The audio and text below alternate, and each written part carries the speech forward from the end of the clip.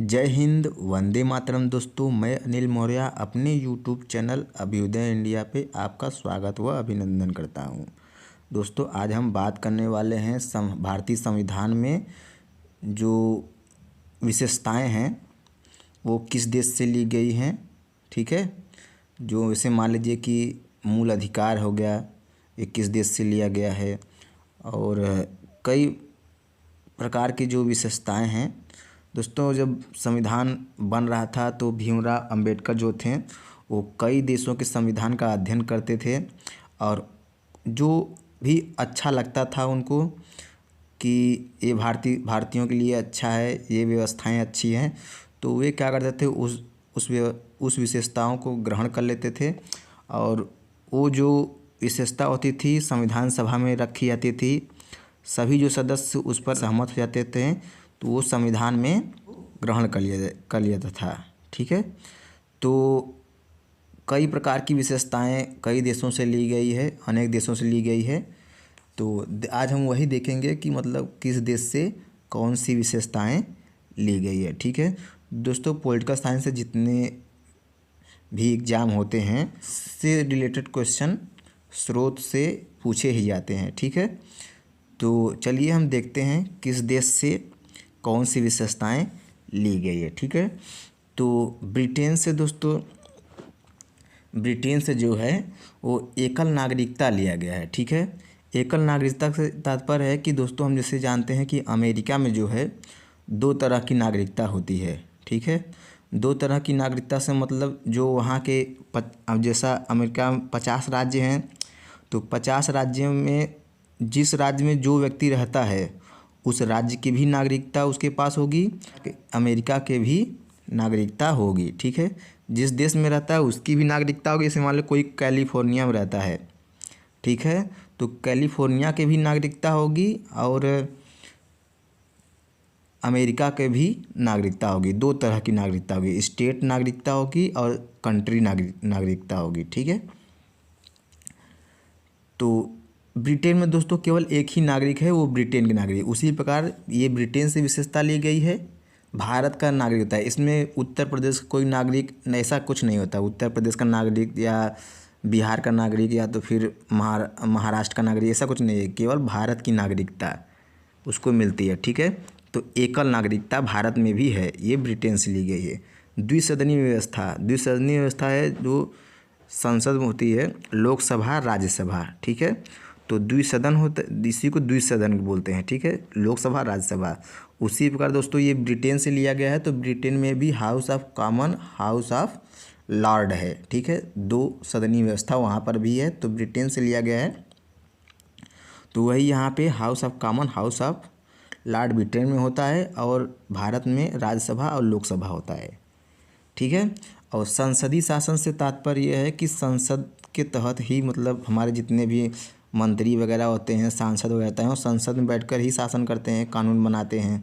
ठीक है, संसद में ही कानून पारित करते हैं, तो इसी को संसदीय शासन कहते हैं। और विधि का शासन से मतलब है कि विधि यदि कोई भी काम करना होगा गवर्नमेंट को, तो कानून बना के ही मतलब शासन किया जा सकता है। ठीक है, मनमानी ढंग से कुछ भी नहीं किया जा सकता।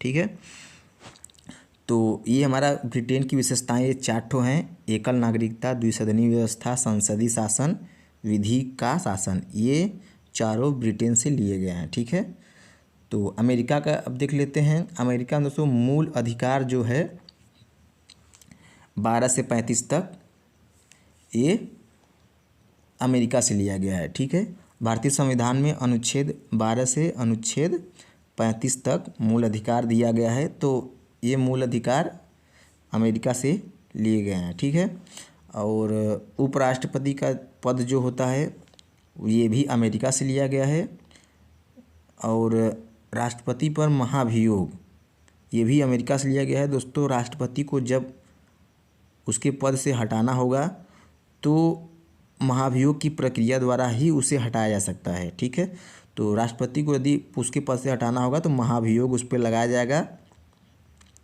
तब जाके उसके पद से हटाया जा सकता है।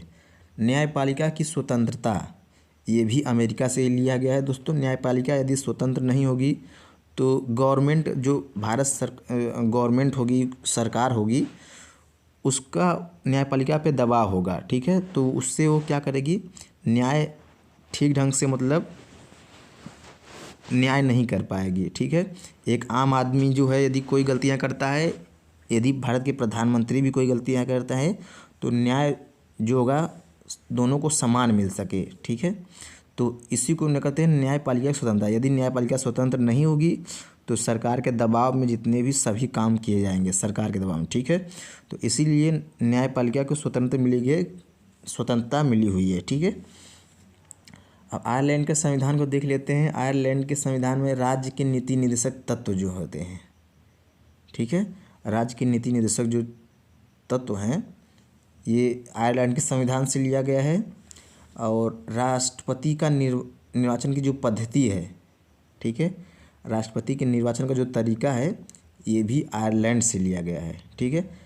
राज्यसभा के लिए सदस्यों का नामांकन। दोस्तों जैसा जानते हैं कि राज्यसभा में जो राष्ट्रपति होते हैं वो 12 सदस्यों को क्या कर सकते हैं, मनोनीत कर सकते हैं, ठीक है। तो ये भी जो है 12 राज्यसभा में सदस्यों का जो 12 सदस्यों का नामांकन होता है ये भी आयरलैंड से लिया गया है, ठीक है। अब देखते अन्य विशेषताओं को देखते हैं। कनाडा से दोस्तों केंद्र द्वारा राज्य के राज्यपालों की जो नियुक्ति होती है, ठीक है, जैसा जानते हैं कि राष्ट्रपति जो होते हैं वो राज्यों के राज्यपालों की नियुक्ति करते हैं, ठीक है, केंद्र सरकार की सलाह पर। और सशक्त केंद्र के साथ संघीय व्यवस्था हो। दोस्तों केंद्र के पास ज़्यादा शक्तियां हैं और राज्य के पास कम शक्तियां होती हैं, ठीक है। तो जैसा कि जानते हैं कि मतलब आपातकाल के समय केंद्र का ही सब कुछ चलता है, ठीक है। राज्य का मतलब राज्य जो होते हैं उसको आपातकालीन समय सारी शक्तियाँ खत्म हो जाती है तो केंद्र, इसी को कहते हैं सशक्त केंद्र काफ़ी होते हैं, ठीक है। सशक्त केंद्र के साथ संघीय व्यवस्था होती है। संघीय व्यवस्था तात्पर्य है राज्य की भी कुछ शक्तियाँ होंगी, केंद्र के पास शक्तियाँ होंगी, लेकिन सबसे ज़्यादा शक्तियाँ होंगी केंद्र के पास होंगी। तो इसी कारण सशक्त केंद्र के साथ संघीय व्यवस्था, ठीक है। ऑस्ट्रेलिया की बात करें तो यहाँ पे दो सदनों की संयुक्त बैठक जो होती है, यदि कोई विधेयक लाया जाता है लोकसभा या राज्यसभा में तो लोकसभा से पारित हो जाता है, राज्यसभा में पारित नहीं हो जाता है, या राज्यसभा से पारित हो जाता है लोकसभा में पारित नहीं होता, तो राष्ट्रपति जो होता है दोनों सदनों की संयुक्त बैठक बुलाता है, ठीक है। कोई भी विधेयक पास कराने के लिए दोनों सदनों की संयुक्त बैठक बुलाता है। तो उस संयुक्त बैठक में उस मुद्दे को रखा जाता है जिस विधेयक को पास कराना होगा। तो इसलिए दोनों सदनों की संयुक्त बैठक बुलाई जाती है, ठीक है। दोनों सदनों की संयुक्त बैठक कौन बुलाता है, राष्ट्रपति बुलाता है, ठीक है। समवर्ती सूची दोस्तों हम जानते हैं कि जो भारतीय संविधान की जो अनुसूचियाँ हैं वो अनुसूची 7 में कई प्रकार की अनुसूची दिए हुए, जैसे संघ सूची, राज्य सूची, समवर्ती सूची, ठीक है। तो केंद्र सूची पर केंद्र कानून बनाता है और राज्य सूची पर राज्य कानून बनाता है। समवर्ती सूची पर दोनों लोग, केंद्र सरकार और राज्य सरकार दोनों लोग कानून बना सकते हैं। तो यही जो समवर्ती सूची होती है वही हमारा ऑस्ट्रेलिया से लिया गया है, ठीक है। तो जर्मनी के संविधान से आपातकाल के समय मूल अधिकारों का स्थगन जो होता है, यदि आपातकाल लगते हैं तो जो मूल अधिकार होते हैं उनका स्थगन हो जाता है, ठीक है। सारे मूल अधिकार छीन लिए जाते हैं, केवल अनुच्छेद 20 और अनुच्छेद 21 को छोड़कर सारे मूल अधिकार खत्म कर दिए जाते हैं। तो यही जो आपातकाल के समय मूल अधिकारों का स्थगन होता है तो ये हमारा जर्मनी से लिया गया था, ठीक है। और भारत शासन अधिनियम 1935 में आपातकाल के उपबंध जो होते हैं, आपातकाल के उपबंध, इसमें देखो दोनों में डिफरेंस समझिए क्या होता है। ये हमारा अधिकारों का स्थगन होता है, यदि आपातकाल लगता है तो मूल अधिकारों का स्थगन हो जाता है। और ये जो आपातकाल के उपबंध दिए गए हैं अनुच्छेद 352 से 360 तक, ठीक है। तो ये जो उपबंध लिए गए हैं, ये तो मान लो भारतीय शासन अधिनियम जो है 1935 में से लिए गए हैं। और लोक सेवा आयोग जो होता है वो भी 1935 का अधिनियम जो दोस्तों आप जानते होंगे कि 1935 में ये अंग्रेज़ों के शासन में ही एक 1935 का कानून बना था। भारत शासन अधिनियम काफ़ी फेमस था, भारत शासन अधिनियम 1935। और इसमें से जो भी मतलब प्रावधान थे, कुछ प्रावधान जो बहुत सारे प्रावधान भारतीय संविधान में सम्मिलित किए गए हैं, ठीक है। तो आपातकालीन उपबंध जो हैं ये 1935 से लिया गया है। और लोक सेवा आयोग जो होता है उसी वही से लिया गया है। न्यायपालिका दोस्तों हमारे देश में राज तो अंग्रेज ही कर रहे थे, और यही सब कानून वगैरह बनाए थे जो भी मतलब अच्छे, मतलब जैसे न्यायपालिका जो चल रही थी।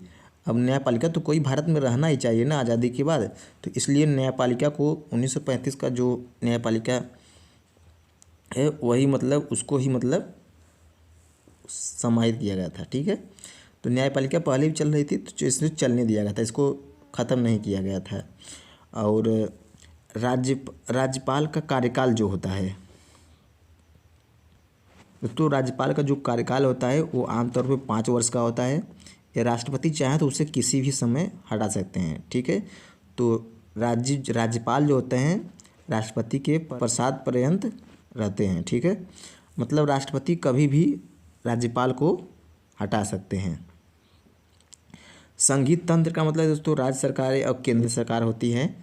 तो संघीय तंत्र जो होता है ये 1935 में से ही लिए गए थे, ठीक है। दोस्तों रूस के संविधान से सोवियत संघ, दोस्तों 1991 में सोवियत संघ टूटा था। तो सोवियत संघ टूटने के बाद 15 राज्यों में टूटा था। 15 राज्यों टूटने के बाद उसके बाद उसी को सोवियत संघ को ही रूस कहा जाने लगा, ठीक है। तो सोवियत संघ से जो रूस से लिया गया है वो मूल कर्तव्य लिया गया है, ठीक है। 51A में इसका जिक्र है, ठीक है। और प्रस्तावना में जो दोस्तों सामाजिक, आर्थिक एवं राजनीतिक न्याय, दोस्तों प्रस्तावना आप पढ़े होंगे या पढ़ेंगे तो उसमें देखेंगे कि मतलब 3 तरह के न्याय जुड़ा हुआ है उसमें, ठीक है। 3 तरह के न्याय लिखे हुए हैं प्रस्तावना में, सामाजिक, आर्थिक एवं राजनीतिक न्याय प्रस्तावना होते हैं। तो ये जो सामाजिक, आर्थिक, राजनीतिक न्याय है वो भी सोवियत संघ से यानी रूस से लिया गया है, ठीक है। और फ्रांस से दोस्तों प्रस्तावना में आप देखेंगे तो प्रस्तावना में स्वतंत्रता, समानता एवं बंधुत्व का जो आदर्श है ये भी प्रस्तावना में फ्रांस से ही लिया गया है, ठीक है। तो जापान से दोस्तों विधि द्वारा स्थापित प्रक्रिया लिया गया है। इसका मतलब यह है कि तहत ही क्या किया जाएगा, विधि के द्वारा इस जो भी विधि बनाई गई है उसके तहत ही कार्य किया जाएगा, ठीक है। जो कानून है जिस प्रकार उसमें कानून में वर्णन है उसी प्रकार ही काम किया जाएगा। तो इसी कहते हैं विधि द्वारा स्थापित प्रक्रिया ही अपनाई जाएगी, ठीक है। और दक्षिण अफ्रीका के संविधान से हमारा संविधान में संशोधन की जो प्रक्रिया होती है उसे लिया गया है। दोस्तों संविधान जो है आज अब तक 105 संविधान संशोधन हो चुके हैं, ठीक है। तो यही जो संविधान संशोधन होता है, जो प्रक्रिया होती है संविधान संशोधन की जो प्रक्रिया होती है वो दक्षिण अफ्रीका से लिया गया है, ठीक है। राज्यसभा के लिए सदस्यों का निर्वाचन, दोस्तों राज्यसभा में 250 सीटें होती हैं। 250 सीटों में से 12 सदस्य अभी हमने बताया कि मनोनीत किए जाते हैं। कला, साइंस और अन्य क्षेत्रों में जो होते हैं, सामाजिक क्षेत्र में जो भी होते हैं, 12 सदस्यों को राष्ट्रपति मनोनीत करती है और अन्य जो होते हैं निर्वाचित होते हैं, ठीक है। तो उन्हीं का निर्वाचन राज्यसभा में जो सदस्यों का निर्वाचन होता है वो दक्षिण अफ्रीका के संविधान से लिया गया है, ठीक है। तो ये हमारा जो है इतने सारे महत्वपूर्ण जो स्रोत लिए गए हैं, किस देश से लिए गए हैं, कौन सी विशेषताएं ली गई है, तो इसको आप देख लीजिएगा और हो सके तो नोट्स भी बना लीजिए स्क्रीनशॉट लेके, ठीक है। स्क्रीनशॉट लेके आप नोट्स भी बना सकते हैं। ठीक है, ये 3 स्लाइड है, तो आप नोट्स बना सकते हैं। और पॉलिटिकल साइंस से जितने भी एग्ज़ाम होते हैं ये पूछे ही जाते हैं। ठीक है, ये पूछ लेगा कि मूल अधिकार किस देश से लिए गए हैं। ठीक है, मूल अधिकार किस देश से लिए गए हैं, नागरिकता, एकल नागरिकता किस देश से ली गई है, राष्ट्रपति पर महाभियोग चढ़ाव किस देश से लिया गया है। तो ऐसा मतलब पॉलिटिकल साइंस से जितने भी एग्ज़ाम होते हैं तो काफ़ी पूछे जाते हैं। ठीक है, तो इसलिए हमने कंप्लीट करा दिया है, तो आप इसे दे सकते हैं। मिलते हैं नेक्स्ट वीडियो में। Thanks for watching this video.